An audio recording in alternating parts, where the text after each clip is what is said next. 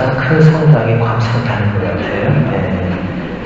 크다는 게 면적상, 보니까 축구장도 하나 있고, 전 축구장 있는 성당은 태어나서 처음 봤어요. 이런 엄청난 성당에서 신앙생활을 하고 계신 여러분들이 참 좋은 것 같습니다. 방금 소개받은 우리 이튼타운 성당은 이 성전이 제 손바닥만 하거든요. 이 성전의 반도 안 되는 아주 작은 그런 성전에서 얼마 안 되는 신자들이 신앙생활을 하고 있습니다.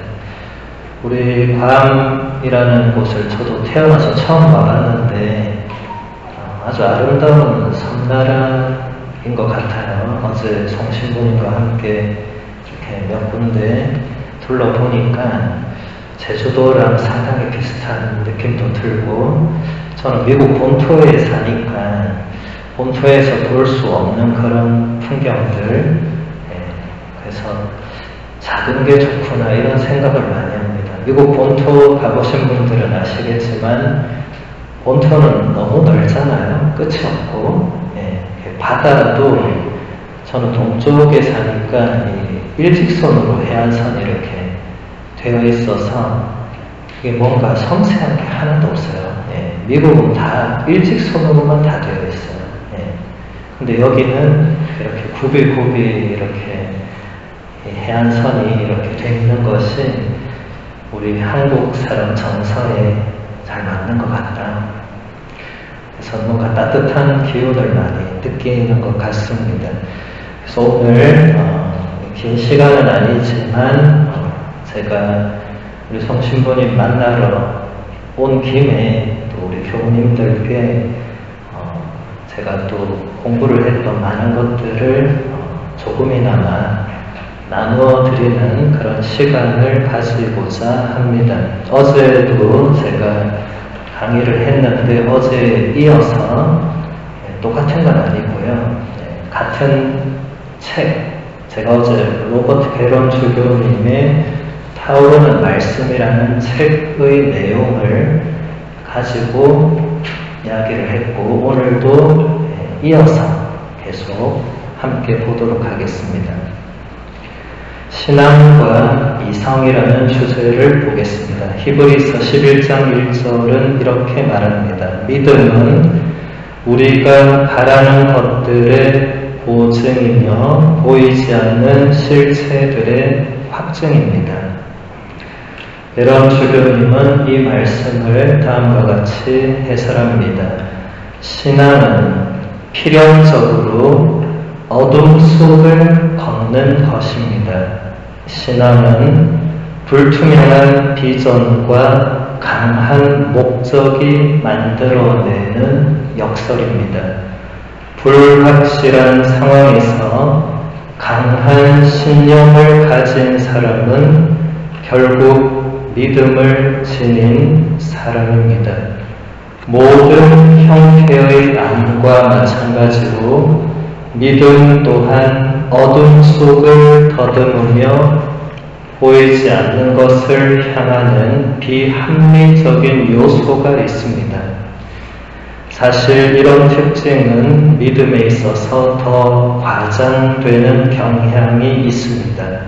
믿음은 결국 신비로운 실체인 하느님을 향하기 때문입니다.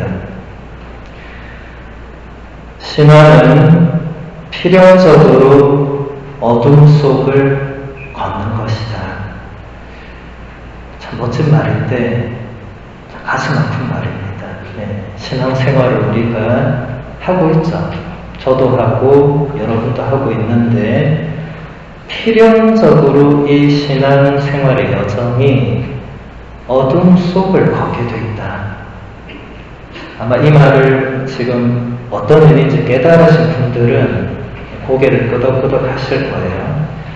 신앙생활을 30년, 40년, 50년을 했는데 하느님을 바로 다이렉트로 만나고 느끼기는커녕 더 깊은 어둠 속으로, 더 내가 하느님이란 존재를 잘 모르겠고 나의 신앙이 어느 정도인지도 잘 모르겠고 내가 지금 제대로 잘 걸어가고 있는지도 모르겠고 하는 그런 모든 불확실성의 어둠을 반드시 걷게 되어 있다.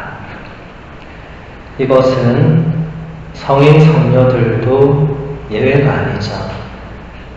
여러분 예전에 마더 데레사 성녀의 나의 빛이 되어라라는 책 혹시 기억하십니까? 데레사 성녀께서 영적 지도 신부님과 나눴던 그 비밀의 대화와 편지, 연담 내용 등이 세상에 공개된 건데 그 책이 공개됐을 때 많은 사람들이 충격을 받았어요. 왜냐하면 여러분이 기억하는 마더 데레사 성녀는 항상 밝은 미소, 항상 가난한 사람들 곁에서 그들을 보살피는 따뜻한 어머니, 요한 바로 2세 성인 교황님을 만나서 활짝 웃으면서 서로 안아주는 그런 모습들을 우리가 기억하고 있는데 정작 그 책을 읽어봤더니 성녀 마더 데레사는 자신의 그 신앙의 여정은 50년 동안 어두운 밤이었다고.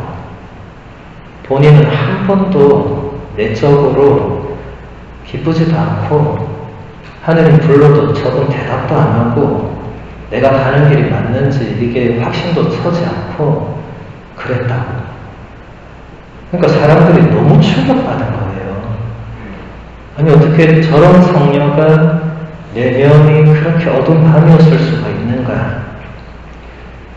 이런 것을 우리가 모순 혹은 역설이라고 하죠. 그렇죠?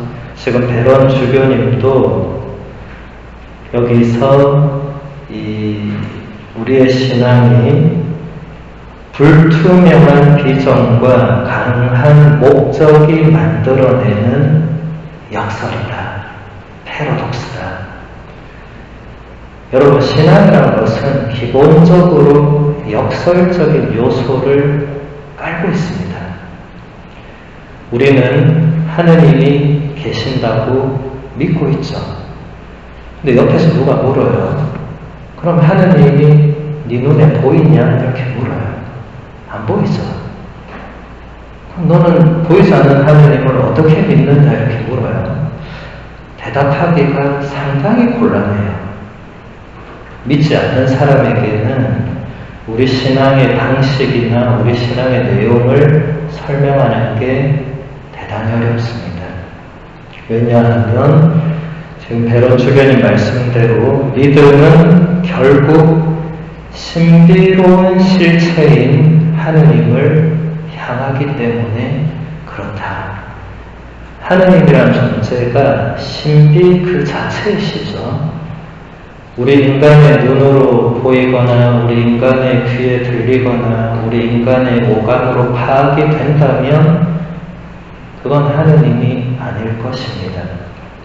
신비로운 존재를 향해서 우리가 걸어가기 때문에 마더 데레사 성녀도 겪어야 했던 그 영혼의 어두운 밤을 누구나 겪을 수밖에 없다.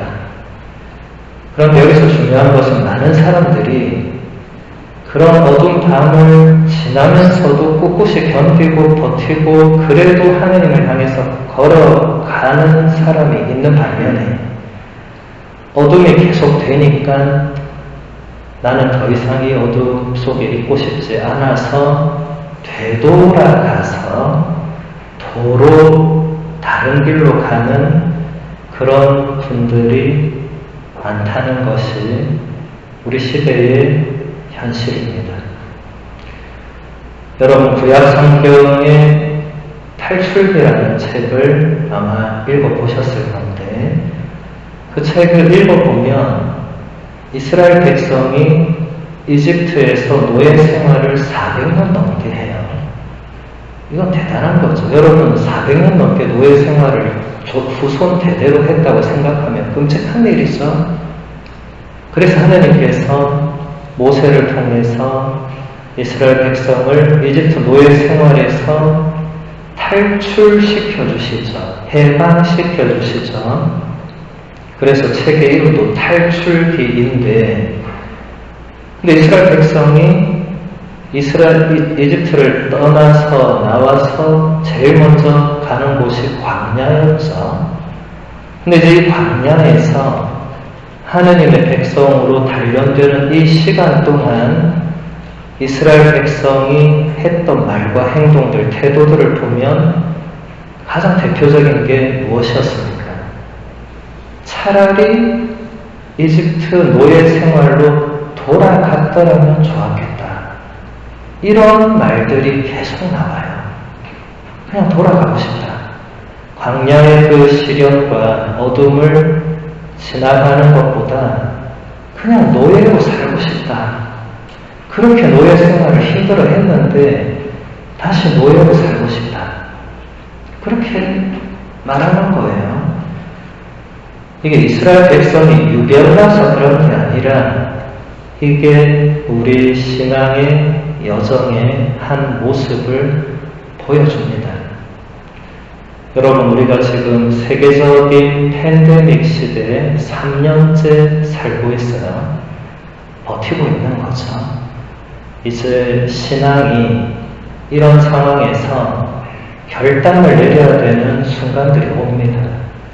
지금 한국도 그렇고 미국도 그렇고 여기는 제가 잘 모르겠지만 절반 이상이 더 이상 성당에 일단 오지 않습니다. 성당은 안 오고 다른 곳은 다 갑니다. 마트, 백화점, 갈 때 다 가요. 성당만 안 와요. 처음에는 이게 뭔가 종교적인 프레임 안에서 이 코로나 바이러스가 더 감염될 위험이 크다는 어떤 여론도 있었을 것 같아요, 처음에는. 근데 지금 3년이 됐어요, 3년이. 이제 사람들이 어느 정도 이게 무슨 바이러스고 어떻게 되고 걸리면 어느 정도가 되고 다 알아요, 이제. 다 아는데 성당은 오지 않아요. 그러면 이게 더 이상 초반의 그 프레임의 결과물의 영향만은 아니라는 거고, 제가 판단하기에 그 분들 대다수는 되돌아가는 길을 택한 것 같아요. 팬데믹이 종료되는 선언이 나오고 나서도 아마도 안 오실 것 같아요. 저의 추측이 틀리기를 바라봅니다만 그럴 것 같아요. 제가 왜 그렇게 생각하느냐면 이 신앙의 여정에서 그런 일들은 충분히 발생할 수 있고, 여러분, 냉담이라고 하는 말이 꼭 나쁜 말은 아닙니다. 아마 여러분 중에 많은 경우는 신앙생활 하다가 잠시 냉담하다가 다시 오다가 또 냉담하다 이런 분들이 계실 거예요. 그게 인간입니다. 한결같 틀 수 없는 게 인간 존재의 어떤 본성입니다. 나약하고 비참한 우리 인간의 약함이죠. 근데 중요한 것은 방향이 그래도 하나님을 향해서 걸어가고 있다면 희망을 지닐 수 있겠지만, 스스로가 나는 이제 더 이상 하나님 없이 살겠다, 신앙 없이 살겠다, 예전처럼 살겠다라고 스스로 결정하면 끝나는 거죠. 그러면 여러분, 사람이 마음의 문을 그렇게 닫아버리면 누가 열 수 있습니까? 옆 사람이 열 수 있습니까? 안 됩니다. 하느님이 열 수 있습니까? 안 됩니다. 본인 외에는 아무도 열 수 없는 그런 마음의 문이 있죠. 그런 신자들을 저는 많이 보게 됩니다. 그래서 우리가 이런 시대에 신앙생활을 이렇게 지속한다는 것은 대단히 힘들고 어려운 일이에요. 그래서 저는 가끔씩 농담으로 이렇게 어느 본당 가서 이렇게 강의를 하면, 저는 여러분들이 순교자의 후손이 맞다고 확신한다, 이런 표현을 잘 써요. 이런 시기에 여기 와서 앉아있는 자체가 순교의 의미도 지니고 있습니다. 신앙을 증거하는 것이 순교거든요.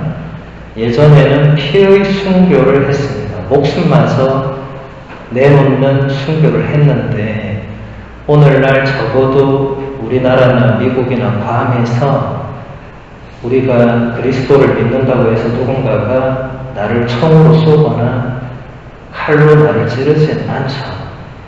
그러니까 이제는 피해 순교의 시대는 아니지만 이제는 삶의 순교의 시대. 이제는 정말 내가 내 삶으로 나의 신앙을 증거하는 그런 시대를 살고 있습니다. 그래서 여러분들이 여기 지금 이 자리에 앉아 계신 이유와 목적은 모두 다를 거예요. 그렇지만 어쨌든 우리가 한 방향, 가운데 계시는 저 분을 향한 그 한 방향으로 가고 있다면 괜찮은 겁니다. 같은 신앙을 고백하고 같이 걸어 나가는 거죠. 이것은 굉장히 아름다운 일이기도 합니다.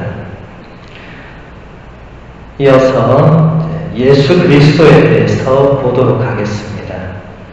베런 주교님은 이렇게 얘기합니다. 왕이신 예수님의 나라의 역동성은 성금요일에 일어난 사건에서 분명히 드러납니다. 임금이신 그리스도는 왕관을 쓰고 왕좌에 오르십니다. 그러나 왕관은 가시로 만들어졌고 왕좌는 로마 제국의 사형 틀이었습니다. 최고의 역설은 예수님의 보편적인 왕권을 빌라도가 온 세상을 향해서 히브리어와 라틴어와 그리스어로 선언한다는 사실입니다. 그리고 예수님은 자신을 죽이는 자들에 대해서 복수가 아닌 용서를 말씀하십니다. 우리는 연중시기 마지막 주일, 연중시기는 총 34주간으로 되어 있죠. 그 마지막 주일을 언제나 그리스도 왕 대축일, 우리의 왕이자 임금이신 예수 그리스도를 고백하는 대축일로 한 해를 마무리합니다. 우리의 임금이신 예수님은 지금 베런 주교님이 잘 묘사했듯이 여기도 보면 저렇게 가시관을 이 왕관으로 쓰고 있고 저 십자가 형태를 왕좌로 해서 저렇게 매달려 있고 또 저 머리 위에 I 이렇게 되어 있죠. 저게 유대인들의 임금 나자렛 예수라는 이 금방 빌라도가 이것을 히브리어 라틴 그리스어로 저렇게 써서 붙여뒀다고. 저거 지금 INRI는 라틴어 약자죠. 예수스 나자레누스 렉스 유데오름이라는 번역하면 유대인들의 임금 나자렛 사람 예수 이렇게 됩니다. 이것이 우리가 고백하는 임금 예수 그리스도입니다. 이 임금 예수 그리스도는 당신을 죽이는 자들에 대해서 복수가 아닌 용서를 말씀하시면서 숨을 거두시죠. 예수님이 바치셨던 마지막 기도는 아버지, 저 사람들을 용서해 주십시오 였습니다. 그 이유는 저들은 자기가 무슨 짓을 하는지 모르기 때문이다. 예수님이 용서해달라고 청했던 사람들은 예수님의 손에 못을 받고 있던 사람들이었습니다. 그들이 왜 예수님께 못을 박았을까요? 빌라도가 시켰으니까 박은 거죠. 근데 빌라도는 또 왜 시켰을까요? 유대인들의 대사제와 종교 지도자들이 예수님을 죽여달라고 와서 얘기를 했으니까 또 시킨 거죠. 그러면 유대인들의 종교 지도자들은 또 왜 그렇게 빌라도한테 얘기를 했을까요? 예수라는 인물이 하느님과 자신을 동일시하고 그 당시 유대교의 어떤 형식이나 계명들을 잘 따르지 않는 것 같고 뭔가 자기들의 권위와 다른 어떤 권위를 내세우는 것 같고 여러 가지 이유가 있겠죠. 근데 어쨌든 이 예수라는 인물이 우리의 임금이고 우리의 왕이시다라고 적어도 지금 이 자리에 있는 우리는 그런 믿음을 고백한다는 것입니다. 베런 주교님은 이것을 조금 더 설명합니다. 우리는 대통령이나 총리를 통제할 수 있는 엄청난 권한을 가지고 있습니다. 대통령이든 총리든 정기적으로 유권자들 앞에 불려 나와야 하며 사람들의 마음이 바뀌면 직위에서 물러나야 합니다. 또한 자신을 대표로 선출해준 사람들의 변덕스러운 욕망을 상당 부분 채워주어야 합니다. 죄인이 우리도 예수님과 그런 관계이기를 원합니다. 하지만 임금은 우리가 전적으로 충성해야 하는 존재입니다. 아주 적절한 비유를 들고 있습니다.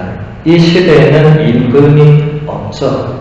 그 대신 각 나라를 보면 대통령이나 총리가 있는데 대통령이나 총리는 우리 손으로 뽑죠. 그러니까 우리가 뽑을 수도 있고 우리가 뽑지 않을 수도 있는 그런 존재들이고 상당 부분 우리가 바라는 것을 채워줘야 되고 안 채워주면 이제 이 지지도가 떨어지고 지지를 거두고 하는 그런 차원에 머무르지만 임금이라는 존재는 비록 여기 있는 우리 모두는 임금이라는 존재 밑에 살아본 적은 없지만 역사적으로 우리가 임금이라는 존재를 보면 그런 차원이 아니고 그냥 충성해야 되는 그런 다른 차원입니다. 그러니까 여러분 예수님께는 여러분이 바라는 것을 얘기했다가 안 들어주면 나 이제 예수님 안 믿을 거예요. 나 다음 주에 성당 안 올 거예요. 이런 차원이 아니고 그분께는 내가 세례를 받으면서 서약한 대로 죽을 때까지 나는 예수 그리스도 당신을 나의 주님으로 나의 임금으로 나는 모시고 살겠다고 그렇게 걸어가는 게 신앙의 여정입니다. 쉬운 것은 아니겠죠. 우리는 누군가에게 그렇게 한평생 충성해 본 일이 없고 그럴 일도 없는데 적어도 우리의 신앙에서는 예수 그리스도라는 인물에게 우리는 그런 충성을 해야 된다. 근데 그 이유는 제가 공부했던 그 교부들에 따르면 그 이유는 예수라는 인물 그리고 예수라는 인물을 우리에게 보내주신 하느님이라는 존재가 먼저 우리에게 성실하기 때문에 그렇다.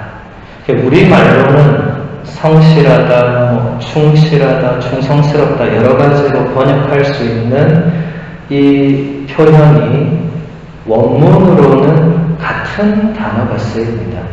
하느님께서 우리에게 언제나 신실하다, 성실하다 할 때 그리스어로 피스토스라는 단어를 쓰거든요. 이게 라틴어로는 피델리스라고 하고 영어로 하면 이게 faithful 이렇게 됩니다. 그러니까 하느님이라는 존재가 혹은 예수님이 먼저 우리에게 신실한 faithful한 존재고 그분은 한결같이 우리에게 그러하다.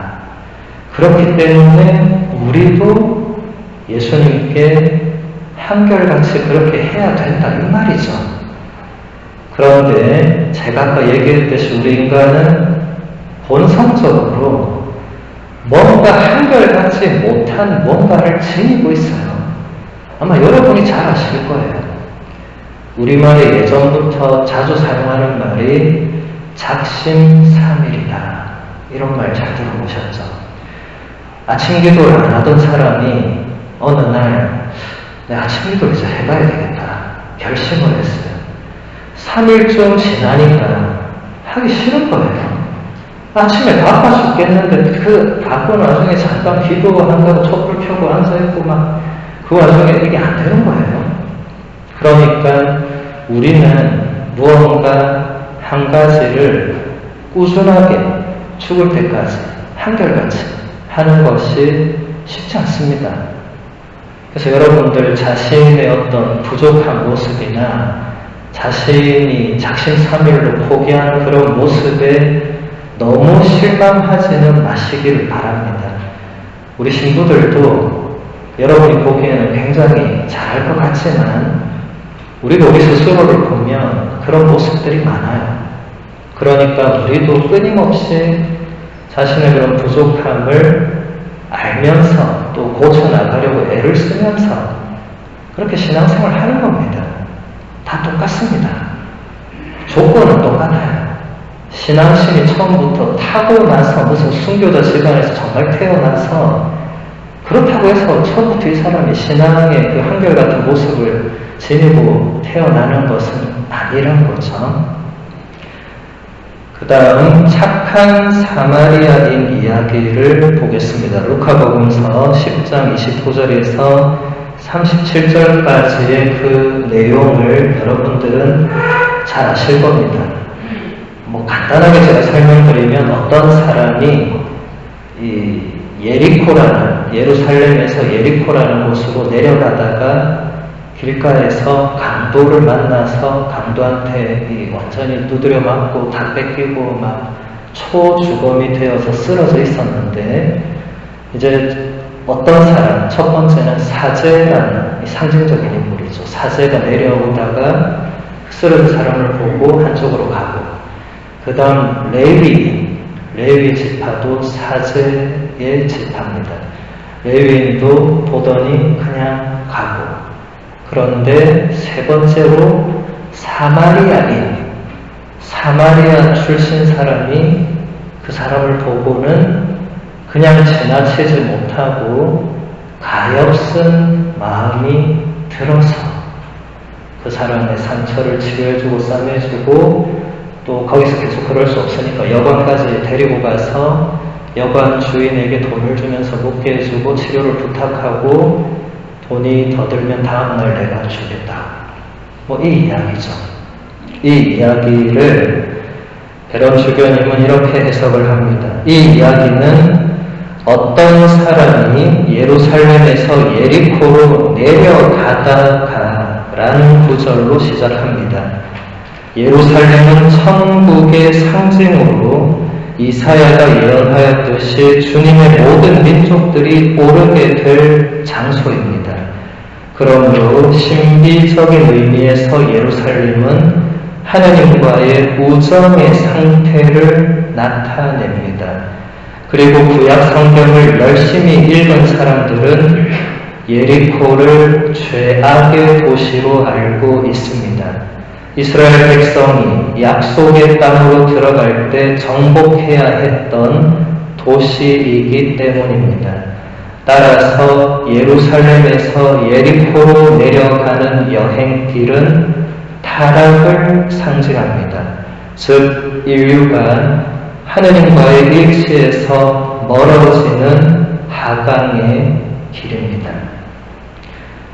지금 베런 주교님의 해석은 2000년 동안 우리 교회가 성경을 어떻게 해석했는가를 굉장히 잘 보여주는 그런 영적인 해석입니다. 성경은 보통 크게 두 가지 줄기로 해석을 할 수 있어요. 첫 번째는 문자적 의미. 말 그대로 진짜로 예루살렘이라는 도시에서 진짜로 예리코라는 도시로 진짜 어떤 사람이 가다가 진짜 강도를 만나고 진짜 누가 도와주고 했다고 해석하는 그런 글자 그대로의 의미. 그런데 우리 교회는 2000년 동안 문자 그대로의 의미에 머무르지 않는 영적인 해석을 많이 해왔습니다. 우리 교회 전통이 그렇게 했어요. 그래서 그것은 다른 여러 가지 단어들을 사용합니다. 예형론이라든지, 신비적 해석이라든지, 알레고리라든지, 어쨌든 여러 다양한 표현들이 있지만, 어쨌든 여기서 중요한 것은 이 해석의 방법은 그 성경에 기록되어 있는 문자 안에 있는 그 속에 깊이 감추어져 있는 그 의미를 찾아내는 작업입니다. 이것은 2000년 동안 우리가 해왔지만 다 하지 못했고 아마 앞으로도 영원히 다 하지 못할. 왜냐하면 성경이라는 게 단순히 쓰여진 그대로의 의미만 가지고 있다면 그것은 참으로 하느님의 살아계신 말씀을 다 담아낸 책이라고 할 수 없을 겁니다. 그 안에 깊이 감추어져 있는 그 의미들을 발견하는 것이 여러분들 성경 묵상할 때 첫 번째 목표가 되어야 합니다. 근데 물론 이것은 어느 정도 학문적인 도움도 필요하고 또 개별적으로 깊이 있는 묵상도 필요하기 때문에 보통의 신자들이 그 의미를 알아내는 것은 쉬운 일은 아니죠. 그래서 베론 주교님이 또 이런 설명을 하고 있습니다. 계속 보면 그 길에서 강도를 만났다는 말로 사건이 전개됩니다. 여기에도 상징이 있습니다. 죄는 우리가 하나님과 맺은 우정을 빼앗아가서 우리 안에 있는 모든 선한 것들을 썩혀버립니다. 이야기 속의 강도들은 그의 옷을 벗기고 그를 때려 초주검으로 만들어 놓고 가버렸습니다. 죄에 대한 완벽한 묘사입니다. 죄를 지을 때 우리는 살아있기는 하지만 우리 안에 있는 신선한 생명은 깊은 상처를 입습니다. 이 굉장한 영적 해석이에요. 예루살렘에서 예리코로 내려간다는 이 자체가 우리가 하느님과 맺고 있는 그 우정의 상태에서 벗어나서 하느님의 뜻과 반대되는 길로 내려가는 그런 타락의 길, 영적 하강의 길을 걸어가는데 또 강도를 만났다는 것은 우리가 죄를 짓게 되는 그 과정, 그리고 그 죄의 결과가 우리 영혼에 엄청난 해악을 끼친다는 지금 그런 해석을 하고 있어요. 계속 보겠습니다. 사마리아인들은 혼혈입니다. 그들은 이스라엘이 아시리아에 멸망당할 때 강제로 이주해온 다른 민족들과 혈연으로나 문화적으로 뒤섞인 이들입니다. 그래서 순수 혈통을 강조하는 유다인들에게 사마리아인은 혐오스러운 존재였습니다.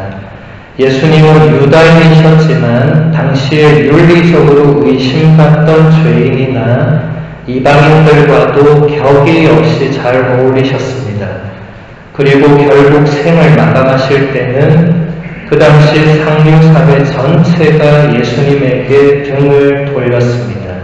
그러므로 그분은 사마리아인이십니다. 베론 주교님은 비유에 나오는 사마리아인이 바로 예수님 자신이시다라고 얘기합니다. 또 보면 그리스도는 위대한 치유자이십니다. 사마리아인은 강도를 당한 사람의 상처에 기름과 포도주를 붓습니다. 깨어있는 그리스도교 신자라면 이 장면을 세례성사, 견진성사, 성품성사, 병자성사, 그리고 성체성사의 상징으로 해석할 것입니다. 우리의 이웃이 되신 그리스도께서 우리를 구원하셨으니 우리도 공경에 처한 이들에게 이웃이 되고 죄로 인해 타락한 이들에게 길을 찾아주며 포도주와 기름을 부어주는 데에 삶을 봉헌해야 합니다. 그리스도는 위대한 치유자이시다. 이 말에 동의하십니까? 예. 경험을 하신 분은 동의하실 거고, 전혀 경험 못 하신 분은 나는 그분께 치유받은 적이 없는데 왜 그런 말을 하나 이렇게 생각하실 수 있을 거예요. 치유라는 단어 자체가 굉장히 광범위한 단어입니다.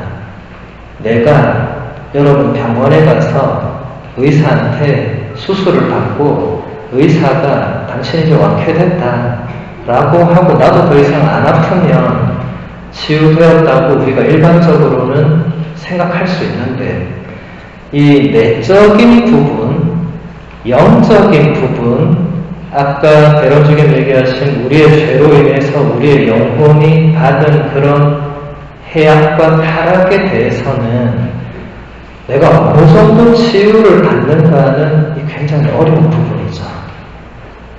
우리가 우리 영혼이 우리의 죄와 악습과 우리의 탐욕에 무감각할 수도 있고, 우리가 우리 영혼의 내면의 상태를 잘 모를 수도 있고, 이런 여러 가지 이유가 있기 때문에 우리 그리스도께서 나를 얼마나 치유해 주시는가는 사실 내가 잘 모르고 살 수도 있어요. 그것은 인간적으로 보면 자연스러운 일입니다. 그렇지만 베론주교님이 이렇게 확신 있게 그리스도는 위대한 치유자이시다라고 말할 때 뭔가 우리가 그런 경험하지 못한 부분들이 있다는 거죠. 그리고 그것을 체험했던 이미 2000년 역사 안에 많은 성인 성녀들이 그런 증언들을 우리에게 남겨주었고, 지금 아까 고개를 끄덕이시거나 뭐 아멘하고 응답한 분들은 적어도 내 삶 속에서 내가 뭐 육체적인 것뿐만 아니라 나의 내면적인, 정신적인, 영적인 부분에서 예수님께 크게 치유를 받은 경험들이 있을 겁니다.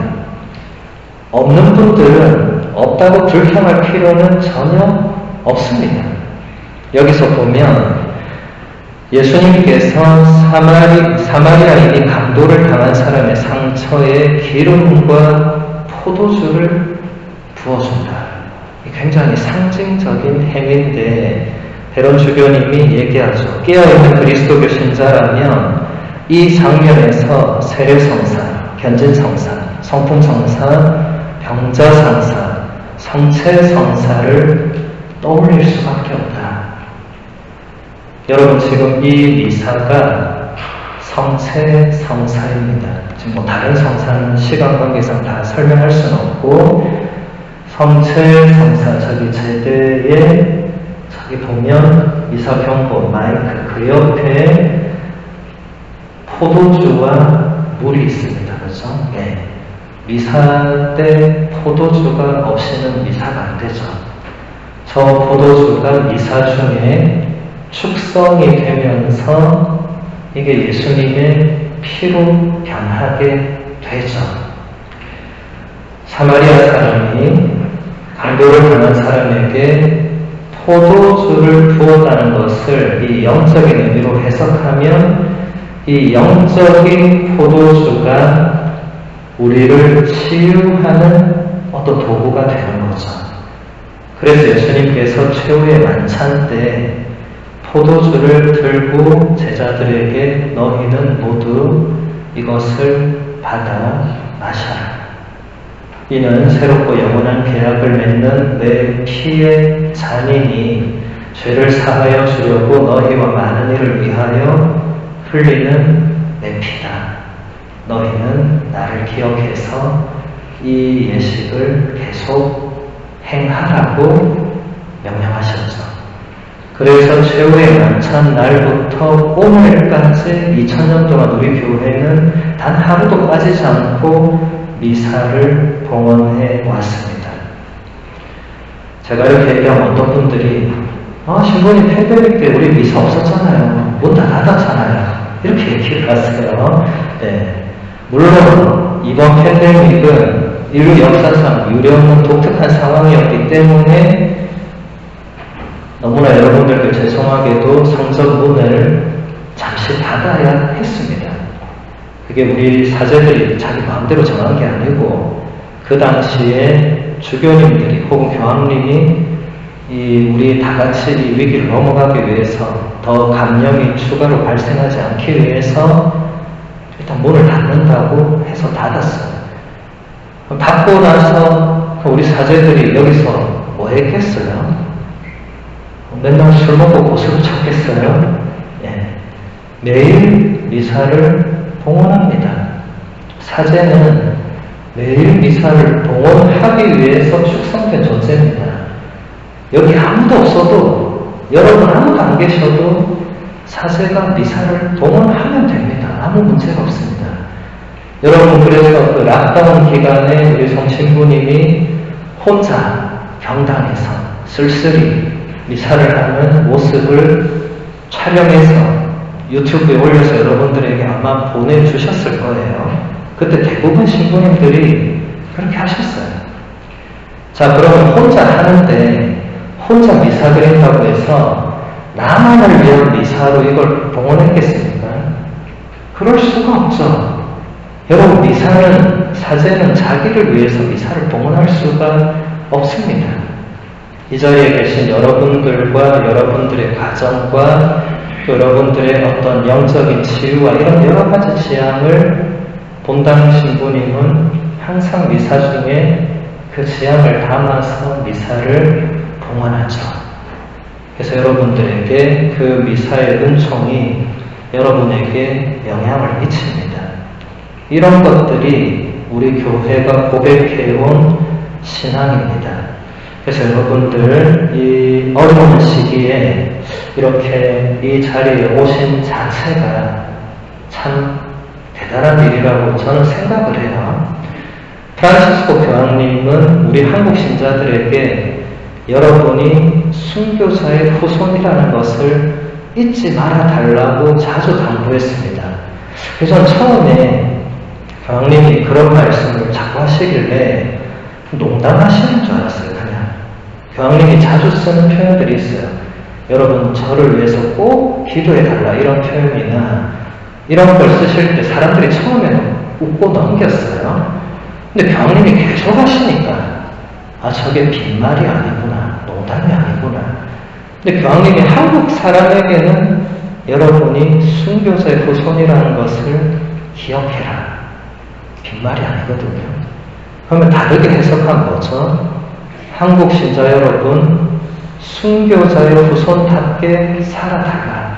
지금 이 어려운 시기, 신앙이 전 세계적으로 흔들리는 시기에 한국 신자 여러분들은 순교자가 되어달라, 순교자처럼 살아달라 부탁이잖아요. 그래서 여러분, 제가 아까 설명했듯이 더 이상 이 시대는 피해 순교는 적어도 우리 입장에서는 없지만 여러분 삶으로 순교를 해야 되는 그런 시대입니다. 책임감이 있다는 거죠.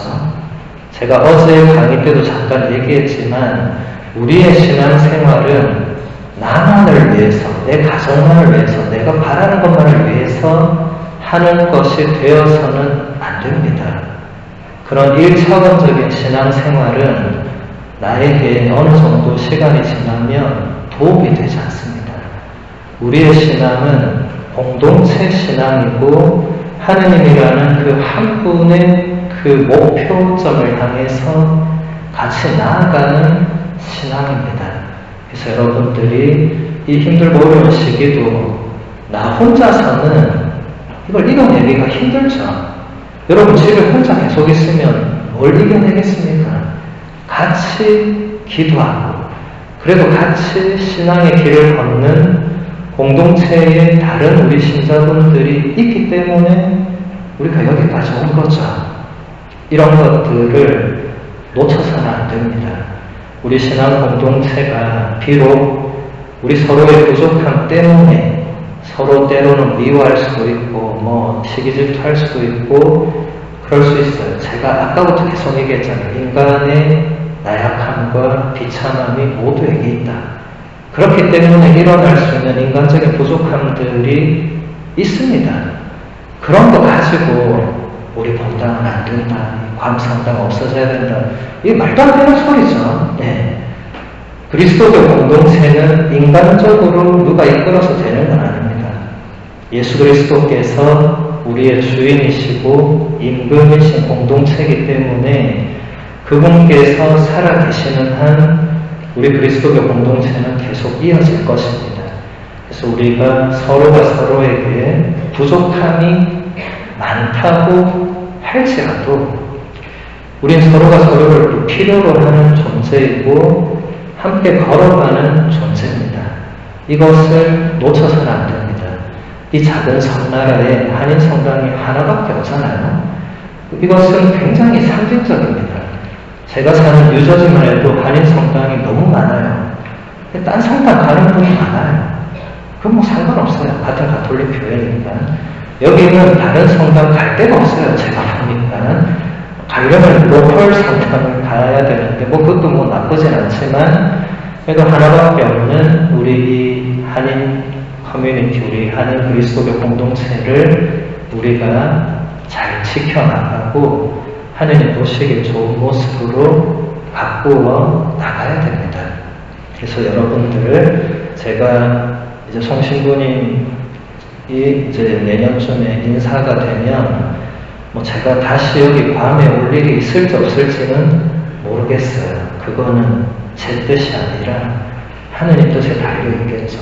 나중에 또 밤에 뭐 제 동기 신부님이 오시거나 뭐 제가 올 수도 있고 뭐 그 모르는 일이 있었죠. 네. 그런 일이 또 일어난다면 우리가 또 만날 수도 있겠죠. 우리의 만남은 우연이 아니라고 가수 노사연 씨가 얘기했잖아요. 그렇죠?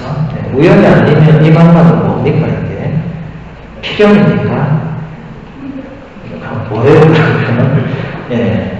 신앙적으로 표현하면 하느님의 섭리라고 말하죠. 하느님께서 우리가 이렇게 만나도록 이끌어 주신 거죠.